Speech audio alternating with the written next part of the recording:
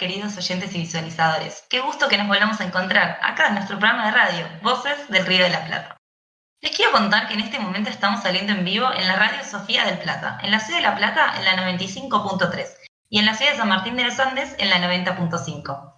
A su vez, en este momento, 18 horas recién contadas, me encuentro acompañada de mi co-conductora y productora general, la genia Anita Fernández Ferro, y quien les habla, Cata Scherini. ¿Qué tal, Anita? Muy buenas tardes. Muy buenas tardes, Cata, y muy buenas tardes a todos nuestros oyentes y visualizadores. Les recordamos que también estamos saliendo en vivo en nuestro canal de YouTube, El Espacio Cultural, y en sofiaradio.com.ar. A su vez nos pueden encontrar en TuneIn también, buscan Sofía Radio y ahí ya nos pueden encontrar para escucharnos. Y ya que estamos, les recordamos a todos, como siempre, en nuestras redes sociales, nos pueden encontrar tanto en Facebook como en Instagram, como El Espacio Cultural. Ahora sí, dicho esto, ¿cómo andas, Cata? Muy bien. Contenta, la verdad que es raro cómo va avanzando, viste, los días y cómo cuando empezamos a grabar casi, pero bueno, estoy contenta igual, la verdad que es otra energía la que nos da la noche, pero contentas, ¿no? Como siempre. Sí, totalmente. Tenemos que ir modificando un poquito el temita de la luz para que nos veamos ahí un poco iluminadas, pero bueno, eso no pasa nada, se soluciona todo. No hay ningún Tal problema, cual. por suerte. Che, y Muy bien. contame, ¿cómo viene el programa de hoy? ¿Qué tenemos en el primer bloque? Bueno, el primer bloque lo tenemos, como siempre, a nuestro queridísimo Mauro González, nuestro filósofo, que nos viene a enseñar siempre un poquito cosas nuevas. Él nos va a estar hablando de un nuevo filósofo, de Epicuro, así que lo vamos a dejar él que continúe y que nos se explaye todo para contar. Y por otro lado lo tenemos al arquitecto Pablo Trovato, que nos va a estar contando un poquito y haciendo una pequeña introducción de lo que son las cuadrículas bonaerenses, que él ya hace varios programas que nos viene hablando un poquito de esto. Entonces, para finalizar el ciclo, va a hablar un poquito de lo que son las cuadrículas bonaerenses. Y en el segundo bloque, Cata, ¿qué tenemos? Perfecto. En el segundo bloque vamos a tener este segundo bloque que, como siempre les contamos, está más relacionado con la actualidad y con, en este caso hoy en día va a ser la música, pero generalmente tiene que ver con lo artístico.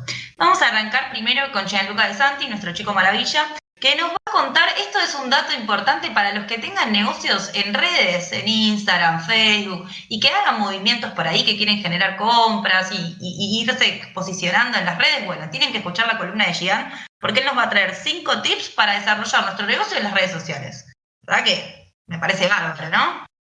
Sí, sí, sí, sí, totalmente, totalmente. Bueno, ¿y después con qué continuamos? Y después estoy contenta, porque viste cómo es, que viste, ayer se llega la hora de cobrar. Bueno, llegó, Adrián cumplió y hoy nos trae una notaza sobre Nina Simón, que estoy contentísima, tengo muchas ganas de aprender muchísimo más sobre esta artista que ya me cautivó con su música y ahora quiero que me cautive con su historia, con todo lo que nos va a contar Adri y nos va a exponer sobre este gran personaje. Exactamente, vos sabés que Adri me dijo, hoy le cumplo a Cata, le voy a hacer la tarea que me viene reclamando hace un montón y nunca le hice caso, y le dije, haces muy bien. Igual vamos a contar otra cosa, ni siquiera fue Adri, me dijo, fue mi productora, que entiendo que tiene que ver con Barbie, que le dijo, sentate y estudiá y cumplile a Cata, que te lo viene pidiendo siempre, así que un beso muy grande para Barbie también. Tal cual, un beso Y enorme a también todas esas manos invisibles que ayudan a que todo este programa se pueda desarrollar. exactamente, exactamente, muy bien. Bueno, Cata, ¿qué te parece si empezamos con todo esto que estamos contando? Dale, perfecto. Presentamos el primer bloque. Presenta este momento Polarizados Pit Stop, una empresa dedicada a los polarizados de edificios y automóviles. Como les digo siempre, si los quieren buscar a los chicos del equipo, ya saben. Tanto en Instagram como en Facebook, @pitstop.polarizados.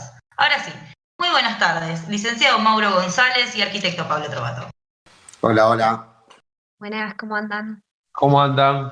¿Qué tal? Muy buenas tardes. ¿Cómo va todo? Bien, bien. Muy bien, muy bien. Bueno, me alegro. Hoy están con pocas palabras, parece. ¿O estamos bien entrenados? No sé. Tengo dudas. Pero bueno, contame, Maurito, ¿qué te trae hoy por acá? ¿Cuál es el tema que nos vas a desarrollar? Hoy me traigo por acá en busca de la felicidad. ¿Así se titula tu columna del día de la fecha? Sí, vos sabés que creo que fui un poco egoísta el capítulo de radio anterior y hicimos muy por encima una pequeña introducción, pero me parece que da para más profundidad ciertos temas que tienen que ver con los placeres y con lo que hablaban los filósofos en esa época.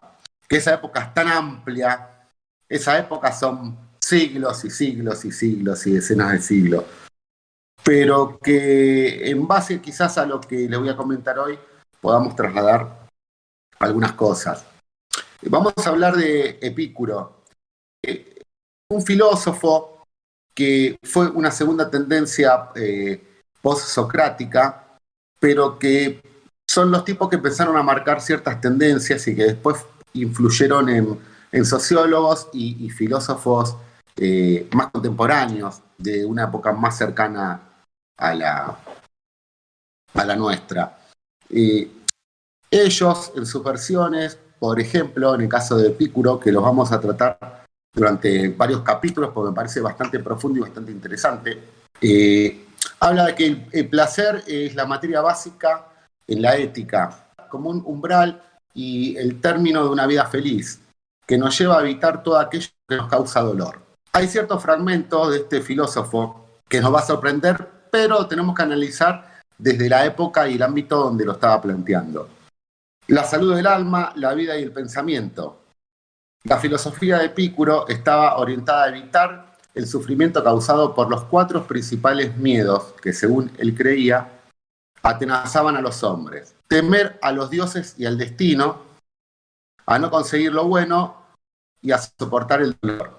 Fíjense cómo mitológicamente planteaba una situación de dioses para no contrarrestar lo que venían trabajando otros filósofos ni ser apedreado, pero que en realidad no lo creía mucho. Epicuro es uno de los filósofos más destacados del periodo helenístico, alrededor del 320 a.C., más o menos. Un momento de transición marcado por el declive de las ideas de la época de la clásica Grecia, la muerte de Alejandro Magno y la descomposición de un vasto imperio con todo lo que eso implicaba de lo cultural y lo económico.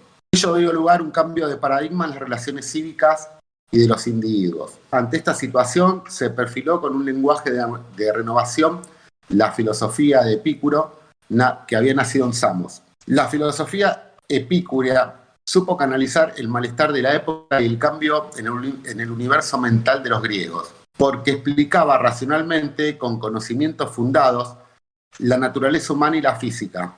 Fíjense cómo empieza a sacar toda la situación de los dioses y el miticismo. Este proceder desenmascaraba los temores que turbaban a las personas, como el miedo al destino, el aprecio a las riquezas y las glorias mundanas, haciendo que se sintieran más aliviadas para conseguir una existencia feliz, en la que de poder deleitarse de los placeres que le ofrecía la vida. Él, cuando habla de los placeres que le ofrece la vida, no habla de situaciones de consumismo, ni de situaciones de deleitarse con bondades económicas, ¿no? Alentaba a sus seguidores a disfrutar de la felicidad, asentada en los vínculos de la amistad, y sugería administrar inteligentemente los placeres y los dolores.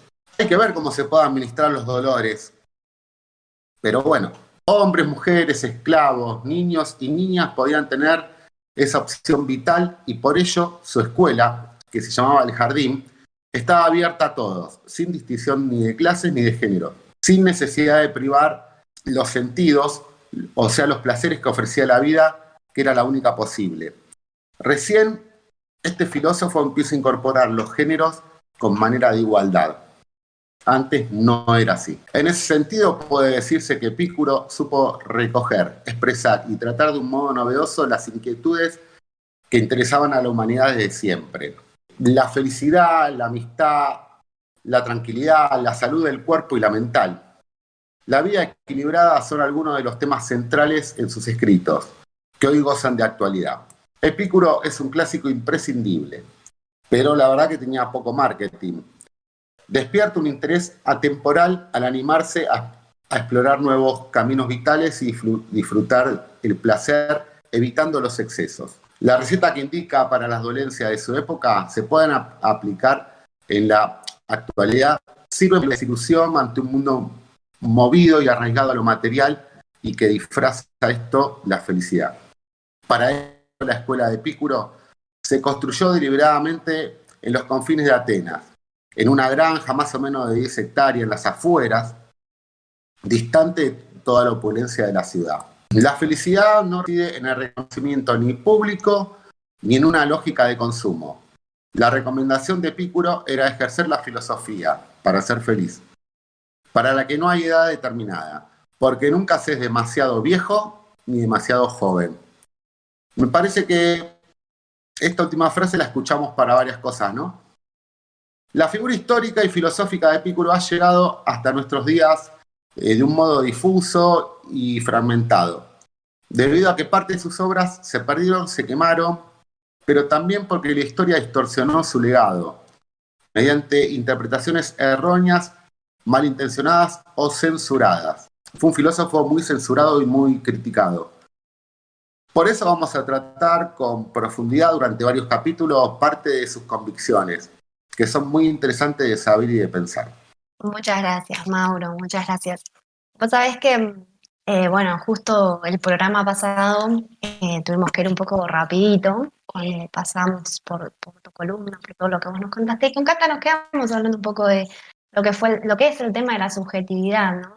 Y esto que vos estás mencionando claramente está también muy relacionado con el filósofo que mencionaste vos en el programa anterior, con Arístipo, que los dos hablan del placer, ¿no? Pero me parece interesante para destacar y para que también nuestros oyentes y visualizadores entiendan esto que estamos hablando justamente el otro día con Cata, el tema de la subjetividad, de cómo siendo dos filósofos hablando de lo mismo que vendría a ser el placer, Epicuro por ahí lo que él dice es un placer más moderado, más lo que tiene que ver con el alma también, ¿no? Por eso también menciona la religión.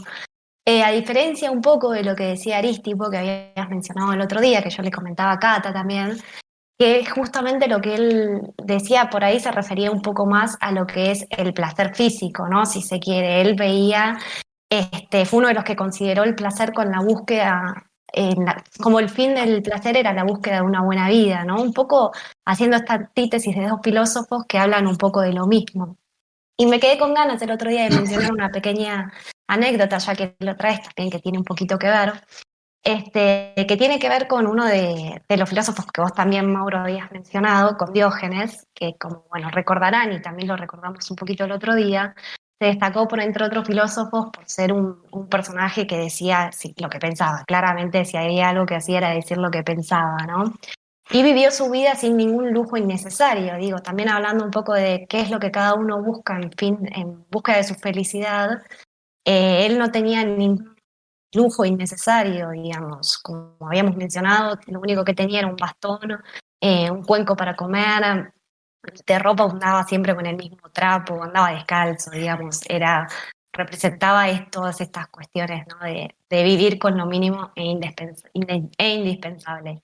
Y este filósofo Aristipo era la antítesis de Diógenes, y según cuentan, porque como podemos ir viendo, estos filósofos se fueron cruzando todos en varias oportunidades, y Diógenes describe a Aristipo como un vividor y un oportunista que buscaba dinero y placer en cada ocasión, ¿no? Con esto que vos estabas diciendo justamente de Mauro, ¿no? Pero Diógenes lo veía como algo negativo. Y de hecho Diógenes también lo describe como muy habilidoso para adaptarse al lugar y al tiempo, pero siempre tratando de sacar ventajas, ¿no? En búsqueda de su placer, podríamos decir. Y hay una anécdota de uno de estos tantos encuentros que tuvieron, que cuenta que Diógenes estaba cenando lentejas cuando lo vio Arístipo, que vivía cómodamente a base de adular al rey, digamos. Se ve que le decía cosas lindas al rey para que el rey le dé comer, le dé plata, etcétera. Y cuando Arístipo lo ve, le dice que si aprendiera a ser sumiso ante el rey, no tendría que comer esa basura de comida, ¿no? A lo que replicó Diógenes que si él hubiese aprendido a comer lentejas, no tendría que adular al rey. Es una anécdota que, bueno, nos invita casi a imaginar a Arístipo quedándose sin palabras, reflexionando sobre las palabras de Diógenes. Pero hay otra versión de esta misma anécdota que dice que Diógenes estaba comiendo o lavando unas hierbas y le dijo a Arístipo que si hubiese aprendido a preparar la comida no tendría que solicitar los palacios de los tiranos. Y Arístipo le responde que si él supiera tratar con hombres no estaría lavando hierbas, ¿no? Digamos, es justamente hablando un poco de lo que es la subjetividad, es una misma anécdota contada desde dos perspectivas distintas, en donde también se invierten un poco los papeles y uno deja con la palabra al otro de acuerdo a cada una de las versiones. Probablemente nunca sepamos cuál habrá sido la versión real, ¿no? Probablemente. Y quizás tampoco se han cruzado, qué sé yo. Uno quiere creer todas estas cosas porque tienen un tanto de divertimento, pero a mí siempre me resultan claras también para poder entender y expresar todo lo que vos nos traes, Mauro, para traer también a experiencias claras que denotan todas estas formas de pensar que tenían estos filósofos. Sí, vos sabés que uno se dedicaba mucho, Arístipo se dedicaba mucho a hablar de los placeres y el movimiento, del pasado, del presente y del futuro.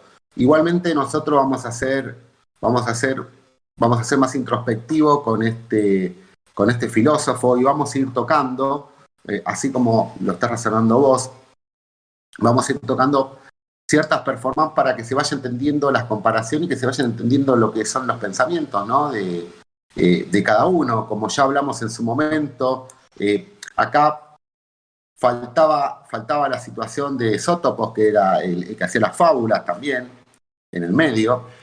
O sea que vos fijate cómo en definitiva terminan todos juntándose en un punto, ¿no? Como una recta los filósofos. Sí, totalmente. Bueno, fue como vos habías planteado que estaban todos pescando y estaban todos juntos. Bueno, quizás en algún punto pudo haber sido real esa ficción que vos habías creado, ¿no? Jugando a las cartas. Uno en cada orilla, otros en el medio del río con un barquito. En ese momento quizás no se entendió, pero ahora a medida que avancemos, esperemos que se vaya entendiendo el concepto de ese momento.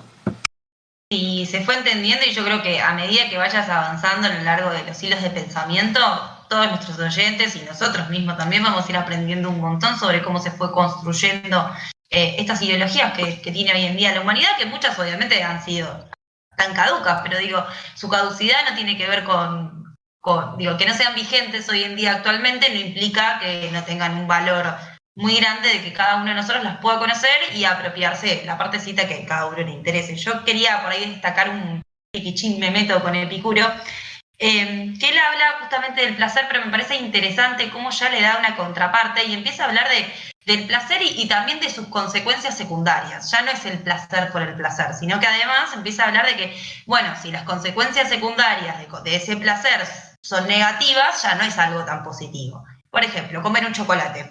Yo me compro una barra de chocolate enorme, me como todo el chocolate rapidísimo, en media hora me voy a sentir mal. Entonces ese placer está vinculado a lo que serían unas consecuencias negativas posteriores. Ahora bien, es un placer de consumismo. Yo compro el mismo chocolate y me como un cuarto del chocolate y el placer es pleno, porque no hay digamos, consecuencia externa vinculada. Digo como para dar un ejemplo y que pensemos a pensarlo en cosas por ahí más simples, pero que nos ayudan bien a fijar, ¿no? Estos conocimientos. Él habla que el placer lo pueden tener todos, inclusive los niños. Y Epicuro también planteaba, así como bien lo explica Maurito, el control de esos deseos que se nos generan. Incluso planteaba que si uno no manejaba el control de esos deseos que se nos generan constantemente en el interior o en la mente, se nos iba a dificultar a ser felices. Sí, totalmente. Bueno, muchísimas gracias, Mauro. Esperemos que en los próximos programas nos continuemos con esto, que la verdad que es muy interesante. Está muy bueno nada para Igual me tiene que hacer la reflexión de cómo administrar el dolor, que lo planteó este filósofo y yo la verdad no sé. ¿Cómo administramos el dolor? Ustedes hablan de lo fácil, lo difícil me lo dejan a mí. Y claro, totalmente. Averigüen cómo administrar el dolor. Después les con algún digestivo, no puedo decir la marca, con algún digestivo después del chocolate. Miopropan. Antes, 20 minutos antes. Chau, chicos. Chau.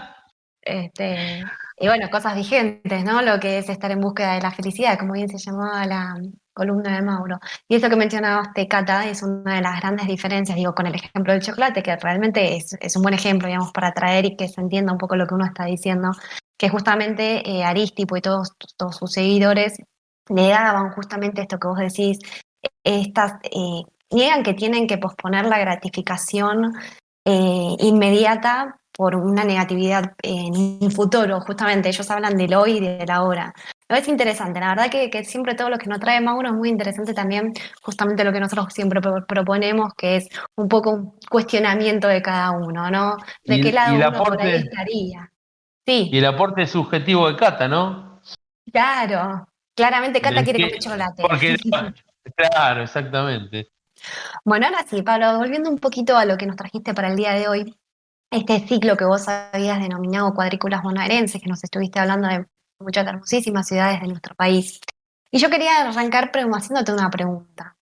Ahora, ¿por qué vos las llamaste cuadrículas bonaerenses a todas estas columnas que vos fuiste desarrollando?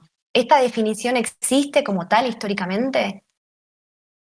Bueno, quizás con ese título no, pero de alguna hay un dossier y hay ensayos de varios profesionales, investigadores que fueron haciendo, en particular cuando se empezó a reinterpretar o quizás como está de moda ahora y le va a gustar a mi estimada arquitecta, a deconstruir si en realidad hubo un patrón, una tipología que sirvió en la fundación de las ciudades, en cómo se fue corriendo la frontera y cómo se diseñaron estas ciudades que se iban generalmente instalando en accidentes geográficos o en puntos que cruce de comunicaciones.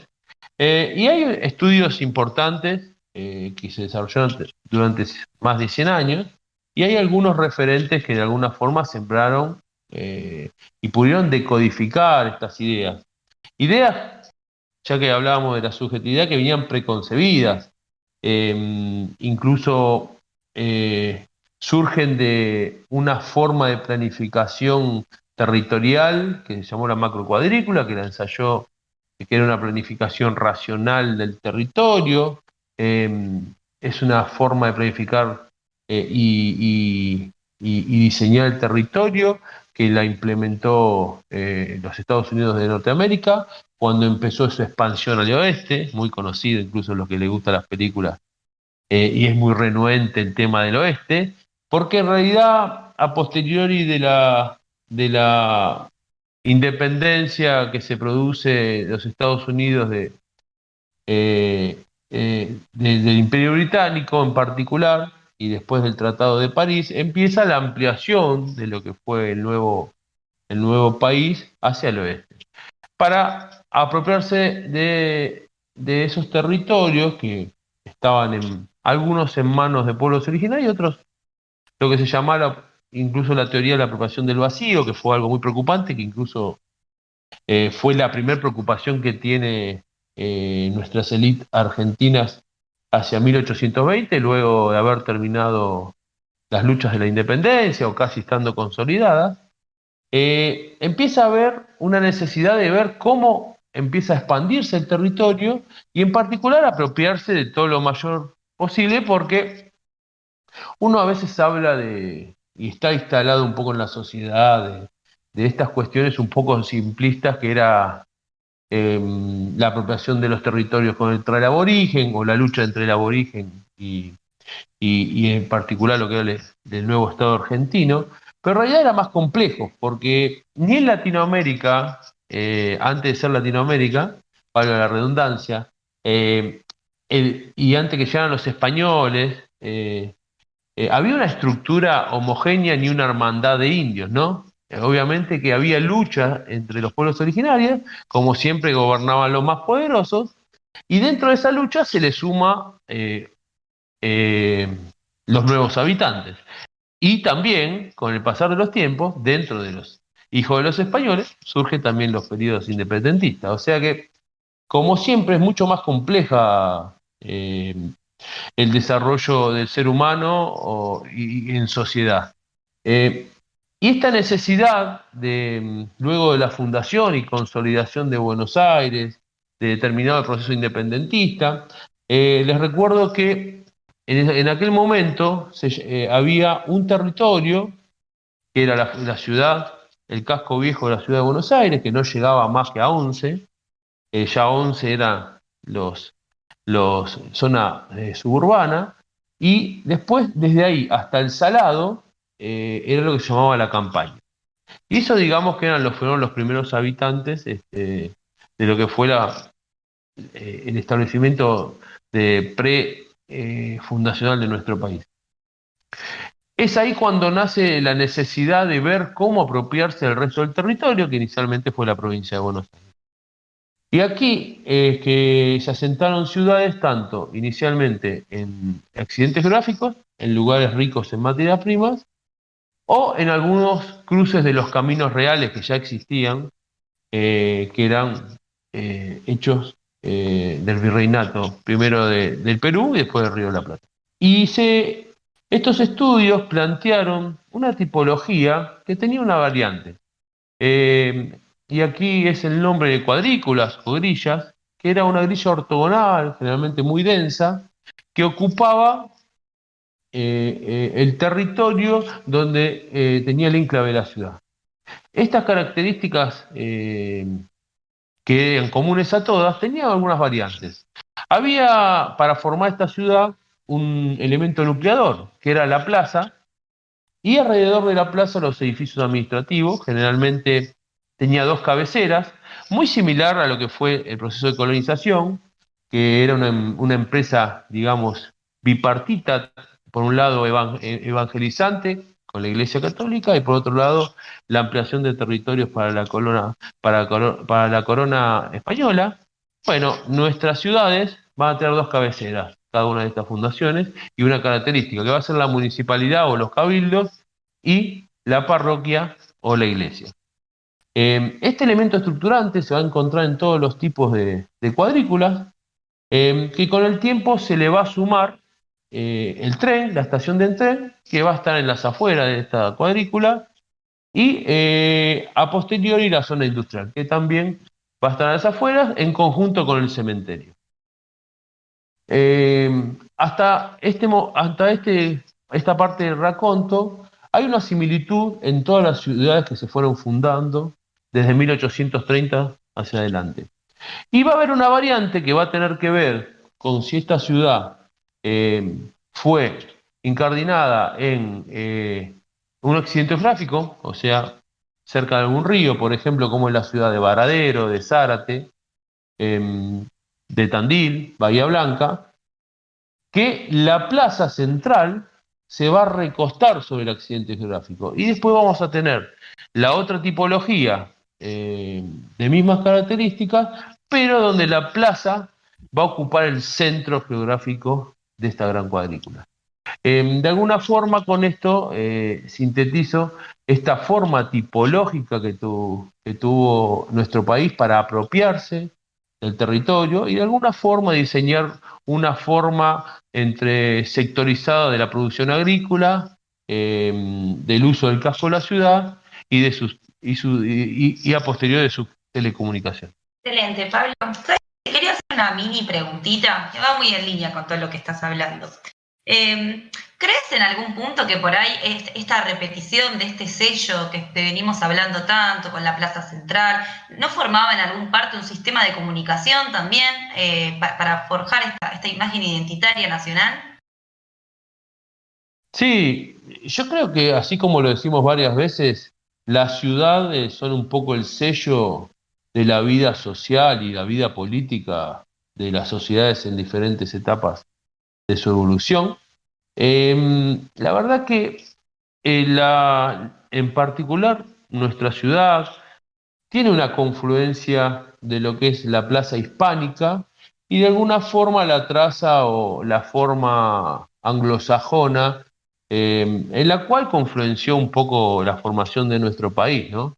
Y tiene mucho que ver, hay de alguna forma un hilo conductor desde que se desarrolla la etapa colonial, incluso en el medio el desmembramiento de la corona española, la formación de los virreinatos y después la formación de los países. Hay un hilo conductor y una experiencia cultural, el cual nunca se abandona, nunca se abandona. Si bien hay un cambio radical desde el punto de vista de que hasta la mitad del siglo XIX venimos prácticamente con una herencia postcolonial y muy española no se rompe totalmente, se incorporan ideas iluministas, pero las ideas iluministas que se incorporan tienen que ver con ideas francesas o ideas este, inglesas. Digamos que tampoco fue un cambio rotulante. Yo creo que vamos a tener que esperar hasta el siglo XX de alguna forma para que se empiece a construir, y creo que lo hemos hablado muchas veces acá, ese ideario nacional, muchas veces subjetivo, ¿no? Muchas veces subjetivo, con la idea de esas plazas, esos monumentos, ese San Martín que cruza los Andes a caballo. Ni hablar de pensar en San Martín que llegó desde Chile hasta Perú en caballo, o sea, es una cosa de loco. Pero bueno, esta cosa que digo peyorativa, que tiene que ver con el nacimiento y la construcción de un ser cultural, tiene que ver con la cultura. Y creo que nuestra cultura se empieza a desarrollar en forma autóctona, más allá de la idea del crisol de razas, de una idea argentina y con una intención de corte contra, digamos, los periodos fundacionales, que corte no quiere decir que eso se despoje, quizás quiere decir que hasta acá llegamos de una forma y de acá adelante vamos de otra, porque uno no se puede despojar de tantos años de historia como es como la genética, ¿no? Más allá de que uno después, llegando a una etapa de la vida, quiere escribir su propia historia, la escribe sobre las bases que de alguna forma le dieron sus padres o el contexto sociocultural donde se desarrolló. Exactamente, Pablo. Bueno, muchísimas gracias. Te súper agradezco la columna del día de hoy. Estuvo muy interesante, me pareció impecable, y sobre todo, bueno, tu pregunta, Cata, la verdad que fue clarísima, pero me gustó pensarlo también de esa forma, ¿no? Porque quizás uno lo tiene afianzado y arraigado de formas innatas y no se detiene quizás a pensar, pero es parte de nuestra identidad, claramente. Nosotros cuántas veces lo hemos hablado en este programa de cuando uno va a cualquier pueblo, quizás de la provincia de Buenos Aires, digo, porque quizás es lo que uno más conoce o nosotros más conocemos desde la ciudad, y todas tienen esta misma disposición y uno automáticamente la piensa, con lo cual forma parte también de la identidad que uno tiene como Estado y como país. Así que, bueno, dicho esto, muchísimas gracias, Pablo. Nos vemos en el próximo programa y te mando un beso enorme. Muchas gracias, chicas, un placer como siempre. Muchas gracias. Sí, Anita, ¿sabes que con esto que decías recién me hacías acordar un poco? Yo me acuerdo, cuando yo era chica, había un programa en Magic Kids que hablaba, bueno, que los chicos llamamos para jugar, qué sé yo. Y entonces había un conductor que todo el tiempo le preguntaba, ¿y de dónde sos? Y claro, tiraba todos los lugares distintos. Y el chabón siempre decía, pero vos vivís en una ciudad que tiene una plaza y que enfrente tiene la catedral y que tiene... Y todos como que, todos chicos, caíamos siempre en el chiste y él siempre decía, no, porque esto es... Y explicaba un poco también, hacía como la joda con los chicos en esto de que se hacía que conocía todas las ciudades, pero no, al revés, siempre repetía esta característica que se repite a lo largo y de nuestro territorio. Claro, creo que es propia, ¿no? Es muy, muy interesante. Está bien que podamos visualizarlo de esta forma también, ¿no? Que uno tome conciencia de esto. Bueno, muy bien, Cata, ¿qué te parece si continuamos? Dale, me parece perfecto. Bueno, presenta el segundo bloque, Let's and Lights More, una empresa dedicada a la tecnología LED y las energías renovables. Como siempre les digo, si quieren buscar el equipo, ya saben, tanto en Instagram como en Facebook, Let's and Lights More. Ahora sí, muy buenas tardes, le vamos a dar la bienvenida a Gianluca Di Santi, quien nos va a dar unos tips para los negocios en Instagram que la verdad que a mí me tienen con ganas, quiero saber. Buenas, buenas, ¿cómo andan? Un día más acá. ¿Qué tal, Gi? Todo tranquilo. Hoy vamos a traer un poco de data marketinera, a ver si hay algún emprendedor, alguien que tenga una empresa, que vea o que todavía no está adherido a todo este movimiento que se está dando en los últimos años, que es el tema de las redes sociales, y demás. Nos vamos a meter un poco con 5 consejos que son de base. Obviamente después tenemos 1.000.000 de especificaciones, detalles que obviamente nos van a dar mucha más calidad, pero por lo menos tener estas bases para saber cómo adentrarnos en este mercado y en estas innovaciones, ¿no? Sí, me parece excelente. Además, la verdad que vamos a hablarle por ahí a alguno que esté medio perdido, que no nos viene siguiendo hace mucho. Generalmente Gian tiende a enfocar sus columnas en los usuarios, digamos. Y me parece que esta es una buena forma de mostrar cómo podemos dar el salto de usuarios a emprendedores también, ¿no? ¿Quién sabe? Por ahí a alguien le picás el bichito, Gian. Sí, exactamente. Hoy en día también con el tema, hablamos tantas veces de la pandemia con el Zoom y demás. ¿Cuántos emprendedores también surgieron, ¿no? De esta pandemia que empezaron a lanzar con con productos que desarrollaban, como el caso de comidas en su casa, que lo están empezando a vender, o un montón de microemprendimientos o emprendimientos propios que las personas empezaron a lanzar, O que me parece mismo, muy positivo. sí, totalmente. Y muchos que ya tenían por ahí su negocio antes de la pandemia y con toda esta situación tuvieron que reorganizarse también a través de las redes Totalmente. sociales, que hoy es el punto de venta por excelencia. Digo que uno por ahí no puede salir no puede salir a la calle y hay tantos locales abiertos. Hoy Exacto. por hoy en las redes sociales se puede visualizar también un gran medio de compra y venta. Exactamente. Sí, sí, tuvieron que adaptarse, pero bueno, en cierto punto esa adaptación a muchos les resultó positivo porque hay mucha gente que no tenía, muchos negocios que no tenían en consideración el tema de vender por medios digitales. Y esto les permitió justamente dar como ese salto, un poco por obligación, que no es lo ideal, pero que vieron que hay mucho mercado a disposición y a desarrollar, y que les resultó muy Claro. positivo económicamente. Y sí, es la apertura de un nuevo canal. Mismo no me tengo la estadística acá certera, pero si no me confundo, el año pasado en lo que es la actividad comercial aumentó un 60% la actividad online, si no me confundo. Es decir, que no Exactamente. bajó la tasa de consumo, más allá de que se depreció el precio de bolsillo, cabe destacar que todos cobramos menos, ¿no? Ujú. Pero sí lo que se cambió es la modalidad de consumo. Es decir, que muchos usuarios han como que antes por ahí les gustaba más ir al local, ver el producto y qué sé yo, han tomado esta decisión de meterse en este marco digital. Sí, exacto. No, el crecimiento a su vez de las compras por parte de los consumidores, también por parte de los negocios, hay muchas más, lo que llamamos e-commerce, ¿no? Estas páginas web que venden directamente a través de sus páginas, como una tienda online. Eso también, no tengo la estadística porque la verdad es que no armé la columna en base a eso, pero sí hay un gran crecimiento. Para un próximo programa lo podemos traer. Claro. Seguramente traigamos algunos Muy bien. consejos más de marketing y demás.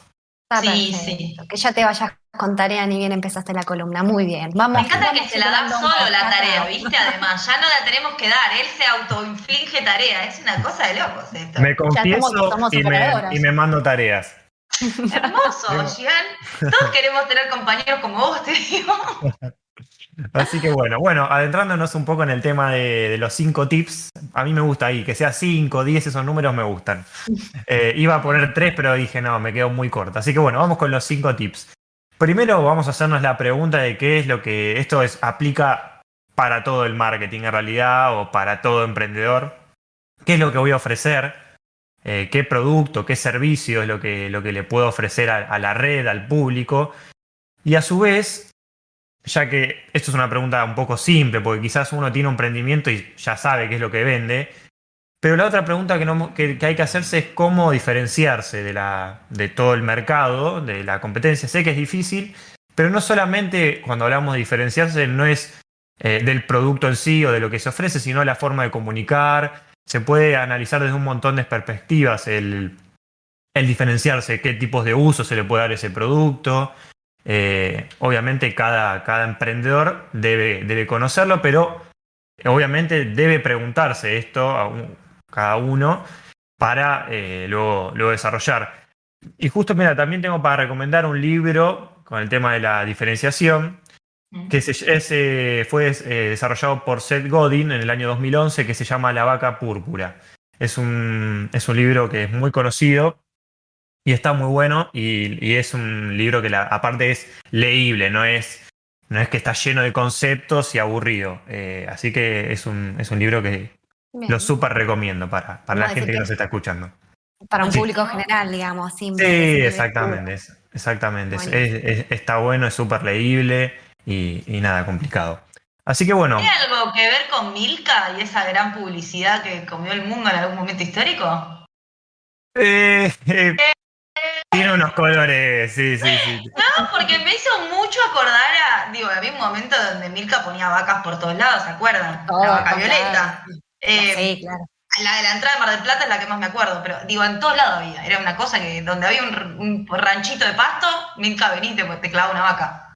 Sí, sí, sí, artísticamente es verdad, lo podemos pensar desde, obviamente, marketineramente, desde el aspecto del marketing también, ¿no? pero sí, es verdad, se puede relacionar. Bueno, la vaca púrpura, Milka, vacas violetas también, para alguno que no haya visto la publicidad de Milka. Bueno, vamos con el punto 2 ahora. Dale. Este es un aspecto muy importante también, que es el identificar el público y la competencia, ¿no? El identificar el público también, a ver, porque estamos hablando para gente que quizás nunca se desarrolló en las redes y obviamente tiene 0 seguidores. Entonces, obviamente ahí el público sería basado en tu público actual o si no, sería el ideal que uno tiene programado o si no también en base a la competencia de qué tipo de público quiere abarcar. Así que bueno, ese es otro. Serían quienes me compran cosas, digamos, quienes interactúan con mi cuenta y quienes están como... Exactamente, Perfecto. exactamente. Si hay alguien que tenga ya un emprendimiento un poco más avanzado, con seguidores y demás, todas las redes sociales nos dan muchísimas herramientas para conocer nuestro público y justamente adaptar todo este contenido que uno va a desarrollar o está desarrollando, adaptarlo para ese público determinado. Muchas veces nos pueden sorprender, quizás tenemos pensado de una forma y resulta ser de una, no completamente distinta, pero sí diferente el público. Entonces por eso está muy bueno ir verificando estas estadísticas que nos va brindando la misma red social.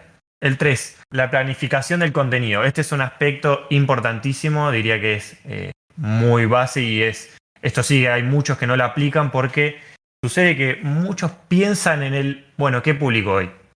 ¿O qué publico mañana? Y no es así el funcionamiento de las redes, o por lo menos no vas a lograr crecer o se te va a dificultar muchísimo más. Y la idea es facilitar este proceso. El planificar el contenido obviamente te da la posibilidad de, por ejemplo, de forma mensual, planificar determinadas actividades como pueden ser sorteos, eventos, lanzamientos de productos. Y además nos va a ser un proceso mucho más eficiente, ya que vos vas a planificar todo el contenido que se va a desarrollar durante un periodo de tiempo X, que cada uno quiera, y después vos vas a poder invertir el tiempo en otras cosas que conlleven al proyecto mismo. Entonces pasa por un tema de eficiencia y aprovechar los tiempos en cosas que puedan aprovecharse, ¿no? Otro punto, la constancia. Este es otro tema importante. No se puede publicar una vez por semana, después dejo de publicar dejo de publicar durante 2 semanas. Tampoco hace falta publicar todos los días. De hecho, acá voy a hacer un punto importante también, un subtip voy a hacer. El tema de publicar todos los días no es algo recomendado si no va a ser de calidad. Lo ideal es mantener una calidad de lo que se va subiendo, además de la constancia. Así que esos son 2 puntos a la hora de organizarse. Lo que recomiendo mucho por el tema de planificar y la constancia es el tema de armarse, por ejemplo, un Excel súper personalizado, donde uno pueda poner los textos que uno quiere comunicar, qué contenido, cuál es el objetivo, cuándo se va a subir y las características básicas de lo que va a conllevar ese contenido. Luego, por último, que este también es súper importante, es el tema de la interacción. Cuando un usuario nos pone like, nos pone comentarios, a su vez nosotros también como negocio debemos participar. Entonces este punto es muy importante en base a la interacción para que justamente haya un intercambio entre usuario y empresa. Como digo, si una persona nos pone un comentario positivo o negativo también, hay que responderle. Si es negativo, tratar de solucionarlo o ver qué es lo que pasó, para también ver qué aspectos negativos está teniendo nuestra empresa y cómo mejorarlos. Y si es positivo, agradecerle e invitarlo a seguir participando, que se sienta gratificado por justamente haber respondido o reaccionado a una publicación que hizo la empresa. Y por otro lado también, lo que venía diciendo antes, es importante que la misma página, uno que representa como representante de la página, también le dé me gusta a los usuarios o a otras empresas, para justamente a futuro, aparte de seguir interactuando, generar intercambios y nuevas relaciones, como pueden ser con otras empresas. Así que bueno, esos eran los 5 consejos básicos. Obviamente hay muchísimos más. Me gustaría en un futuro, por ejemplo, algunos consejos de diseño, que ahí Cata también puede participar un poco. Pero ¿Sabes? bueno, Sí. Me gustó, muy bien, ya se va con los dos con tarea. No, además tremendo, porque ahora ya no solamente se adjudica tareas, sino que le da a los demás. Tenemos bueno. que tener cuidado con el Chico Maravilla, porque viene pisando Me fuerte. No, pero encantó. disculpen, ustedes siempre mandan tarea, hoy me toca mandarles un Está poco. muy bien, me parece bárbaro. Muy bien. Sí, obviamente, tips de colores, de cosas, ¿cómo que no? Para nosotros es un placer, G. Me encantó, la verdad, que lo que planteaste, la verdad que lo pudiste resumir bien y me parece que si cualquiera que tenga ganas de emprender o que ya tenga un emprendimiento, si semana a semana se pone a planificar, como decís vos, y logra darle un poquito de bolilla a cada uno de esos puntos, seguramente va a haber un crecimiento exponencial en la red. Y después seguramente nos vas a poder contar más también de otras herramientas como la publicidad. Yo creo que esto es un tema que da para largo, ¿no? Sí, obvio. También, por ejemplo, no solamente el planificar o el identificar el público, sino también en medir todo lo que se realiza, tenerlo medido para justamente después accionar sobre esas redes mismas o adaptar. Bueno, Gia, muchísimas gracias. La verdad espero que les haya servido a todos como nos sirvió a nosotras. Y bueno, la clave es una buena organización también, podríamos decir. Totalmente. Así La que, organización está todo. ¿Cómo le diste tela para cortar a... Por Dios, Jean? yo chocha. Bueno, ¿qué te Igual parece? sí, coincido. ¿Lo llamamos a Adri Pacheco? ¿Estamos para Sí, lo llamamos llamarlo? a Dale, Adri. vamos. ¿Cómo están? No hacía falta, me estaba acá escuchando atentamente. El contenido me dijo eso, ¿no? Tiene que ser bien, digamos, organizado todo. Me va a venir muy bien para mis redes sociales. Sí, bastante pelotudo. Muy Sí, bien, sí, sí, bueno, hay total. que plantearse objetivos también, de a poquito. También esto es bueno que todos somos un poquito por ahí desorganizados en algunos aspectos. Siempre está bueno por ahí, primero notarlos y en segundo lugar ir mejorándolos de a poquito, ¿no? Por supuesto. Dijiste algo muy importante, porque como ven cambié de escenario, entonces me dijeron, ya cumpliste 41 años, usás pijama, me dijeron, así que bueno, ahora tenés que ser un poquito más organizado y vengo anotando todo. Como ven acá, tenemos a Mauro, corazón, siempre filosofía, tenemos a Pablo con historia. Lo que quería marcar de acá, bueno, acá tengo los 5 tips que marcó Jean, que me los dejé muy bien anotados, pero algo muy claro, que Catalina dijo cuando era chica y veía Magic Kids. ¿Cuántos años tenés, Catalina? Yo Magic Kids ya tenía como 20 años cuando existía ese programa. ¿En serio? Ya entramos en esta y te dije que yo no le quería decirle a los oyentes. Y Ay, ya me cayó. otra vez de nuevo. Pero Me bueno, cayó. vamos a hacer esto. Única vez, nunca más, 29, pero nunca más. Ya está. Se terminó el momento histórico. No, que veía mucha tele es un tema que tenemos la gente que nacimos en los 90, porque parecemos como que súper viejos, pero porque la tecnología no avanzaba a los pasos agigantados que avanza ahora. Antes era todo más lento, digo, o sea, no sé, digo, por ejemplo, Los Locos Adams, por ejemplo, es un programa que a mí me encantaba. ¿Pero para la película o la serie vieja en blanco y negro? La serie, bueno. me encantaba. Ay, Me encantaba. Beetlejuice, fanática, fana de Beetlejuice, fana. Beetlejuice me encantaba. Imagínate si Beetlejuice, por ejemplo, tenía los 90 iban lentos, los 80, imagínate, era carrera embolsados. Sí. Y bueno, qué sé yo. Yo no quiero. Voy a No, confesar. Yo no quiero hablar de mi edad, pero yo soy un poco más joven que ustedes, disculpen. Ay, Y a no ver conozco cuántos nada. años tiene el Pipi. ¿Escuchaste Yo no el cassette conozco. alguna vez, Gian? Esta es una pregunta que me gustaría hacer. No. No, nunca escuchaste un cassette. Nunca rebobinaste un cassette con un lápiz. Le metiste un lápiz Porque así y vi lo rebobinaste. de las videocaseteras sí hice uso. De eso sí. ¿Y rebobinaste? Eso sí, O ya tenías con rewind, porque en los 90 ya había rewind. No, Ojo. es verdad, tenía el botón. ¿Qué Es tiempos verdad. aquellos, doña? Cuando si no rebobinábamos la cinta antes de devolverla en el videoclub nos cobraban una multa, viejo. ¿Te acordás? ¿Te acuerdas? Ay, qué Sí, vergüenza, qué Qué vejez. lindo. Bueno, Bueno, me para quiero ir eso. de este bloque sin antes decir que acá también veo que hablan de filosofía, acá Catalina también. Me voy a ir con esta frase, dice, donde hay un cachito de pasto, Milka te pone una vaca. Me encantó. No, que era Muy así. bien. La frase del año. La frase para el programa del día de hoy, muy bien. Totalmente, totalmente. Bueno, Adri, yo Bueno, me te tiré encantó, Jean, un flores, genio. que hiciste la tarea, que te hice quedar bien con Cata, de nada. Quedar bien con Cata. Sí, hay un power gear muy importante en todo lo que es mi columna ahora, ¿viste? Porque ya sí estoy rodeado de de todos los frentes.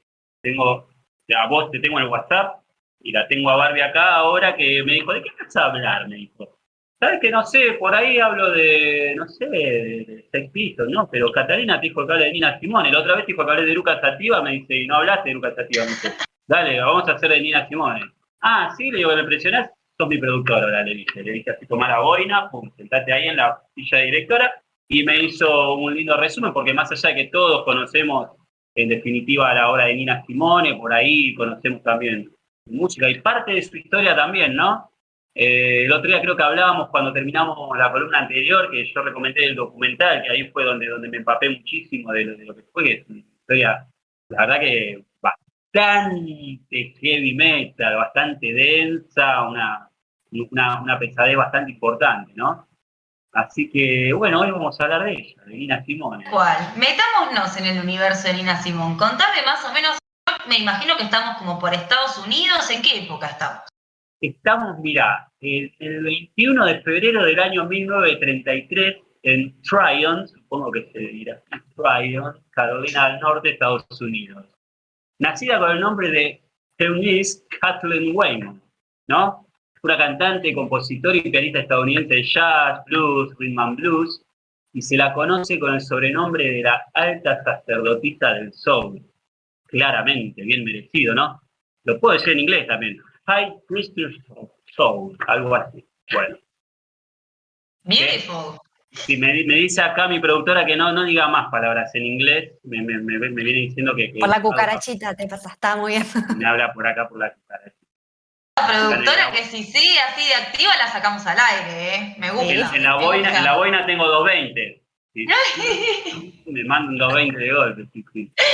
Bueno, vamos a hablar un poco de su voz, que tiene un rango propio de un contralto, ¿no? Es una voz en la mujer es muy difícil de encontrar, ya que dicen que solo un 2% de las mujeres en el mundo tienen ese tipo, esa característica, ¿no?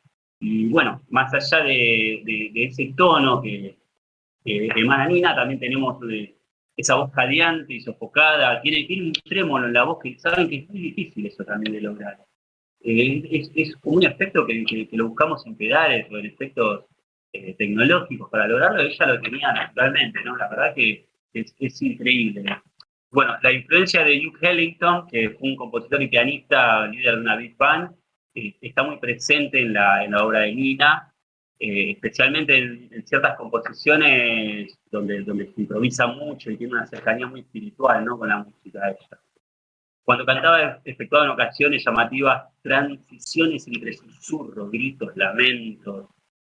Así que todo eso lo encontramos obviamente en los iniciados en las canciones, ¿no? Vamos a hablar de su historia un poquito. Comenzó su carrera musical cantando en la iglesia, donde también descubre su talento para el piano. Allí mismo, en la iglesia. Vieron que muchos de ese tipo de músicos arrancan sus carreras ahí. Tenemos sobre todo este género de músico afroamericano, ¿no? El otro día hablábamos de Ray Charles también, que termina blasfemando lo que es la música gospel para su propia gente, digamos. ¿No?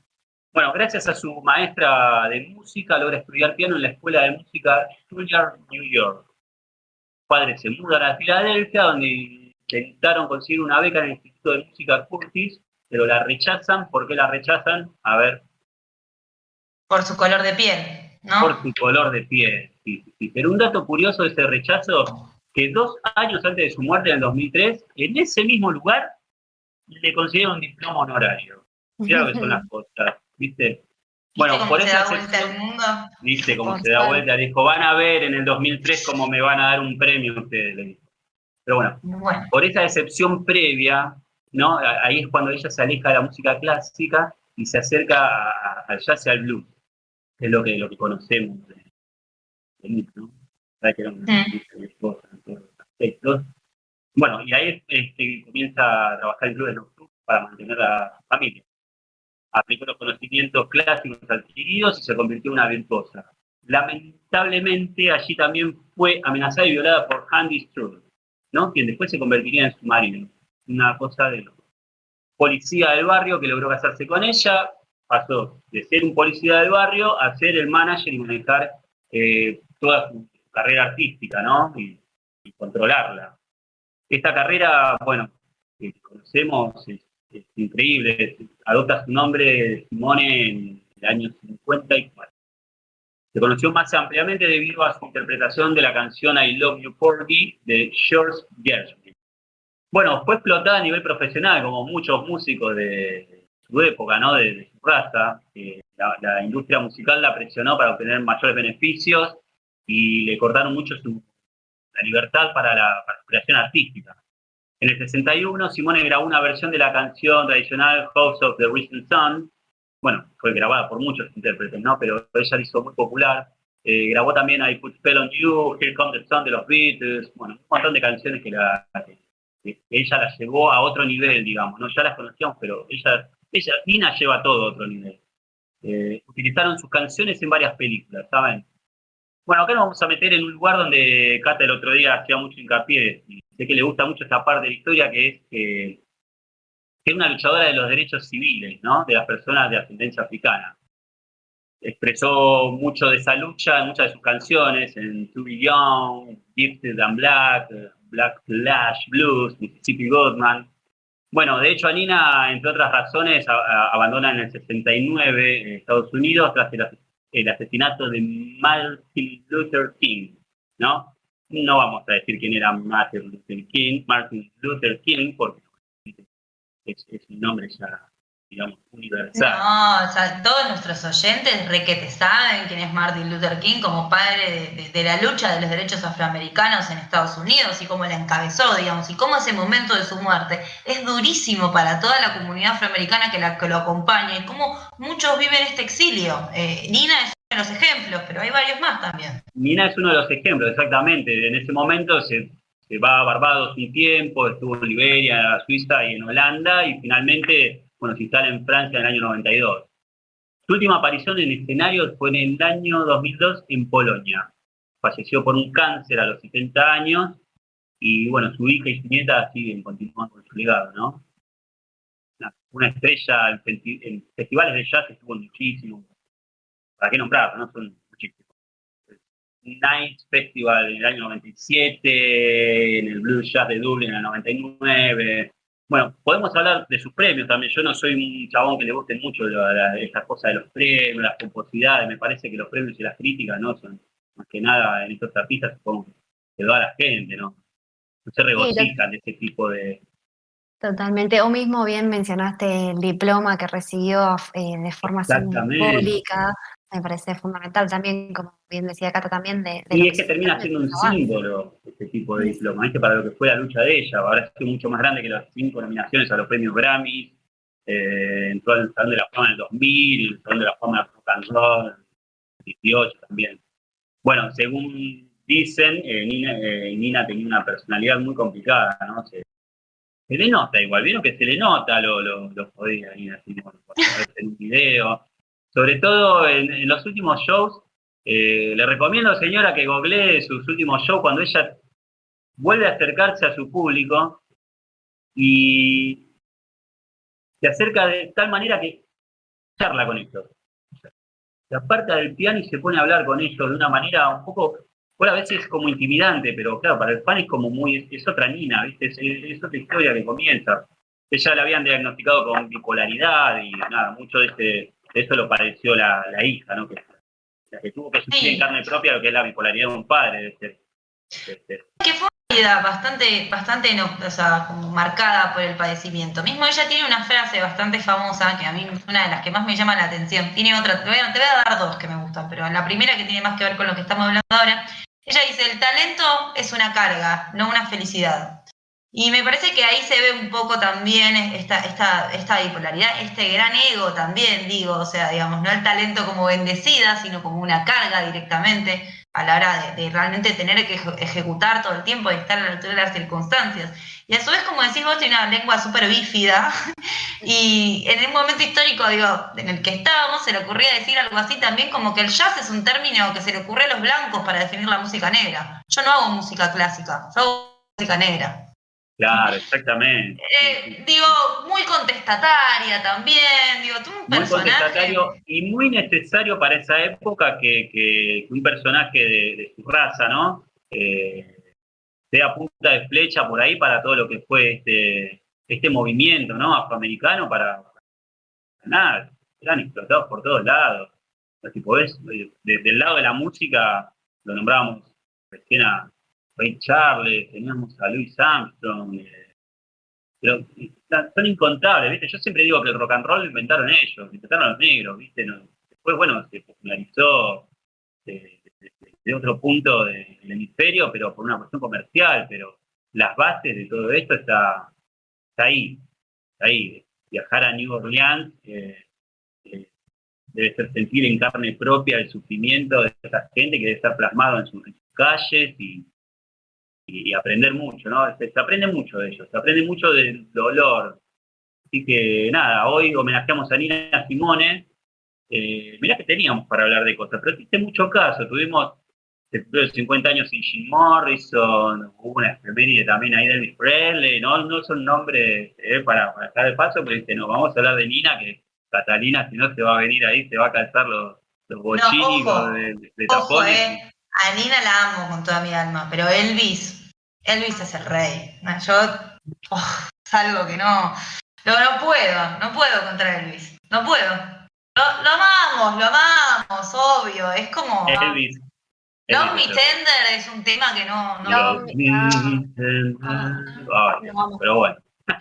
Yo, 5 años. Bueno, señora, pero si acaba de sintonizar nuestro programa, no estábamos hablando de Elvis, estábamos hablando de Nina Simone. Exactamente. Bueno, muchísimas gracias. Bueno, por ahí, después para la contrapartida, quién sabe, podemos contar también, porque es un momento histórico parecido, pero bueno, estamos hablando de un líder blanco y que a su vez súper heterosexual y que responde al momento histórico, digo, también con los excesos y con un montón de cosas, me parece que... Me encanta cómo baja línea Cata, ahora la tengo acá. Sí, mi amor, vamos a hablar de Elvis la próxima. Cata quiere Elvis ahora.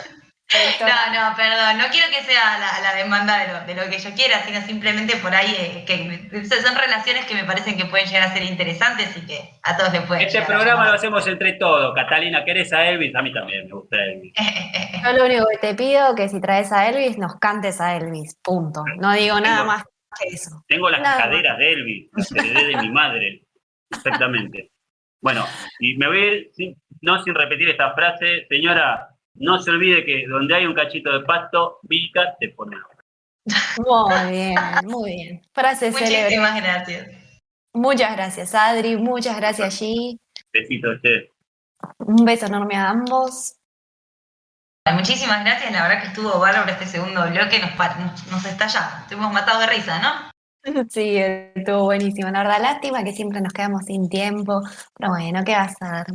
Por suerte lo pudimos disfrutar.